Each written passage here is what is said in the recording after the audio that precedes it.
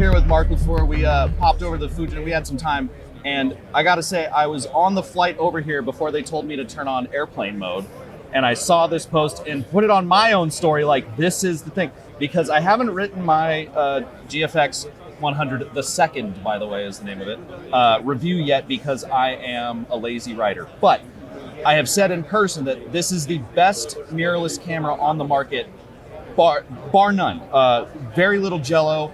For photography, it's got an amazing readout speed. I was talking to the Japanese head of development, I want to say, and he just called it a buffer monster, and I absolutely agree. The 8K is perfect. So you guys have done what I asked him to do, which was, hey, just put this in a cinema body. We were at this ASC event, and he was like, yeah, a lot of people were saying. I remember that event, yep. Oh, so we were both there, yeah.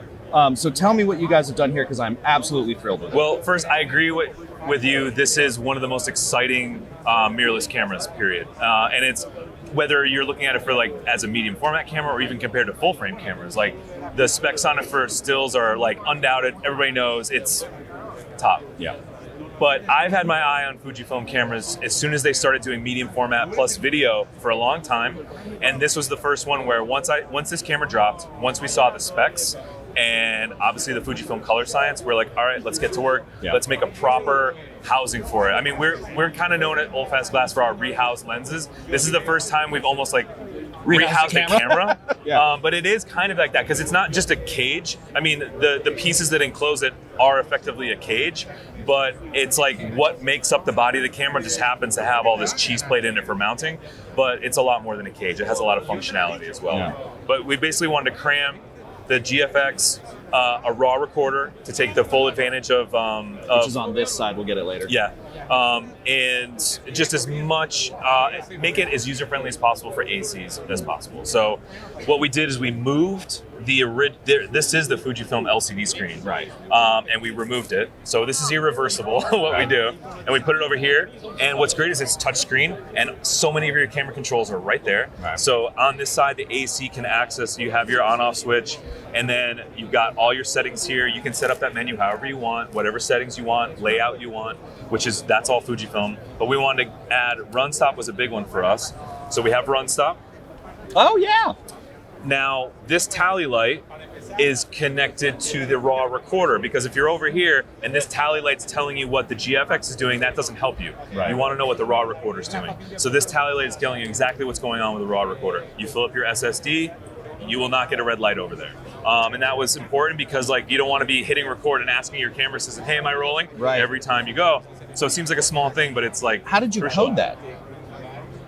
That's our intellectual property. Oh. Almost we have an amazing designer who did the work in there. There's a lot going on, and that's why I'm saying this isn't a cage. Right. We have a lot going on. There's electronics in here between video distribution, run stop, having all of these devices on one power switch so that you're not turning on your camera, turning on this. Oh, did that turn off? Like you want to be able to rely on this on set. So we wanted to make the most professional camera possible and have it be what people expect when they pick up like a Sony Venice or an Alexa 35, like that level of like proper EVF, proper top handle, proper gold mount plate, proper distribution. Like we got 2-pin power here for a nice clean cable run to your monitor, to your EVF. Yep. We repositioned the media bay over to here so the AC can access controls, but also the media bay there. So this normally takes CF Express cards. Is that still the case, or are you on hard drives? It does, but we're not using them because for us, we want to go as high end with this as possible. We're really pushing people to use the RAW that's coming out of the HDMI. The 12-bit RAW is gorgeous. Amazing, yeah. Gorgeous. When you combine Fujifilm color science with 12-bit RAW, it's amazing. And at this point, you cannot use the camera to record proxies. It's kind of either or. Okay. You can do internal recording or external recording. Maybe someday they'll be able to do both, and then you could get proxies. As of now, we can't. But that's not the end of the world. It's not the end of the world.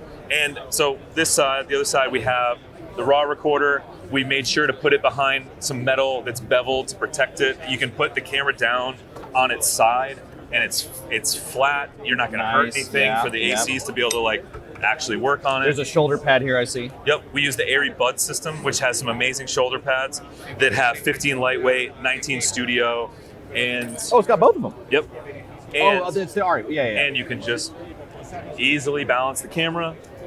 I mean, we didn't want to reinvent everything. If somebody made something that's exceptional, we love the bud system. So we just knew when we built this, we were going to integrate buds with it. Well, and like you said, like if you want it to actually be deployed on a set, you change as little as possible. Exactly. Everyone on set is so risk averse. Yep. So even like, yeah, I think you guys nailed it. And also like the form factor is, let's say familiar. Exactly.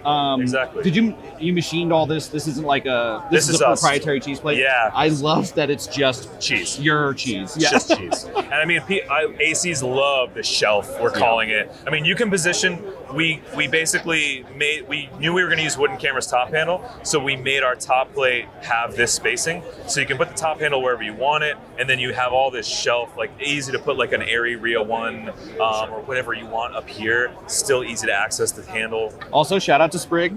Yep. Can't remember the man's name, but I've met him at a bunch of events. He's very cool. Hell yeah. Small local business. Shout out that. What's Dino's name? Can't remember. He's really cool though. Invest in Sprig. And then we went, because we are, the lenses we have are pretty much all high-end cinema. Right. So we wanted to go an LPL PL combo mount. We wanted to make sure that it was easy for people to be able to go back and forth between both. We're seeing that more and more where people will be on set with our cinema lenses that are a little bit of a mix. This is stainless steel. This is bolted to our cage with 4 screws, shimmed to the camera. So it's as good or better than any mount you'll find on any other professional camera. Yeah. So we basically wanted to make as few excuses as possible. We wanted this, even though this is based around a mirrorless camera, we wanted everything that you're interacting with to feel like the most high-end stuff on the market. Yeah, and so with, oh no, it has done it. And then you just like slide up. It's touch. And then it's touch screen, and then you have quick access to all of that. Gotcha. Yeah, I'm so used to hitting the menu button. And you still can go over here, and we put a strip of LED lights in here. I was going to ask about that. Yeah, so if you're in a dark environment, you can't see those buttons in there. And so we just wanted to make sure you could see the buttons. Yeah. Is that turn offable? It doesn't, but the angle that it's at, and then it's all black, bead blasted anodizing, you get almost no light spilling out of it. I suppose worst case, strip of gaff. Strip of gaff. Yeah. That's it. Yeah. That's it. We were toying with adding something to turn on and off or dim it up and down, but I think I was the one who was like, if I was on set and it annoyed me, I would just put some tape on. And also, fewer points of failure, the better. Exactly. And this has, I know we're doing the raw recording, 1 SDI? 2? 3. 1, okay. 3 SDIs, 2 over here, 1 this is over a wooden here. camera plate. Yes. Or yes. distro. Okay, exactly. Again, if we didn't have to reinvent it, we didn't, but these are discontinued, so we're going to be, if we decide to make a bunch of these, we'll be designing our own battery. Gotcha. And I was told you have 2, you're making 4. We have 2. I think the plan is to make 4. We'll see how it goes. Yeah, you know? and this is rental only. Rental only right now. We love the camera, so we're committing to building them, and I think it's going to be an exciting rental item, but we've also had a lot of people reaching out to us about purchasing. Sure. So we'll see where that goes. We're open to it. It's just we're a rental house. We're not really scaled for production, but if someone comes at you with anything's possible. Yeah. Well, I'm fudging thrilled to see this. I'm nice. telling you, it's everything I want. I almost jumped out of the airplane. I was so excited. I love that. It's very cool to see here. The reaction's been great because people who use Fujifilm cameras, they get it. They know. And so that's what we're seeing is a lot of people that know how good the Fujifilm sensor is are like, thank you. Thank you for doing this. Well, and I kind of jumped the gun at the beginning. I don't think I established this is a medium format camera. This is it's bigger than a 60, or it's taller than a 65. Yes. For video, you cannot currently use the full height. Oh, okay. So the easiest way to think about this is we are taking a 16:9 crop from an Alexa 65. Same height, 16:9 on the width. Yeah.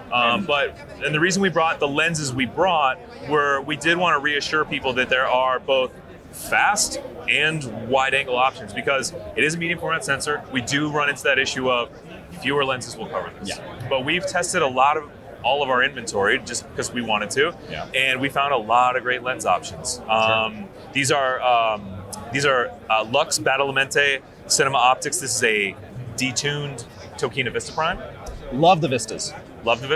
And this is the 18. So here we have an 18 1.5 that fully covers the sensor. The black wings fully cover the whole set all the way out to 20.7.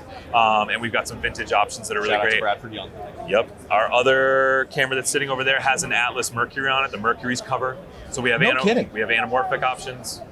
Do you want to look through the viewfinder? You want to see what that looks I like? do. Stay right here. Stay right here. Stay right here. Oh, stay here. Okay. Got it. Yo.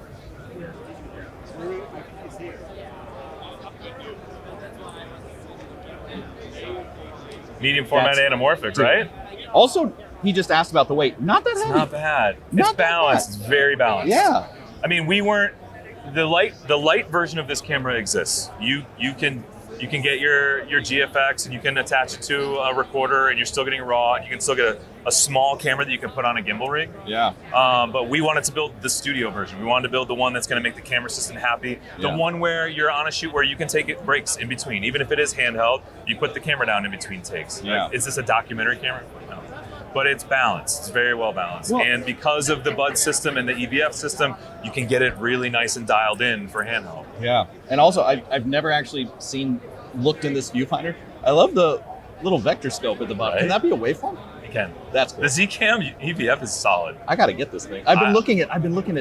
That's a different interview. It's different. We've looked at them all. We're very happy with the Zcam. It works well. Yeah. Well, thanks for making this, and I'm very excited. pleasure. And yeah, that's all.